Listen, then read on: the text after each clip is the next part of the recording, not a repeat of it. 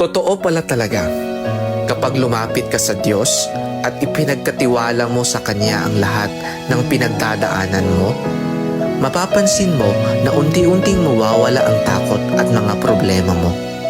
Hindi mo kailangang mag-isa sa lahat ng mga sakuna at pagsubok. Ang Diyos ang magbibigay sa iyo ng lakas at gabay para malagpasan ang lahat ng mga panganib. Kapag Siya ang kasama mo,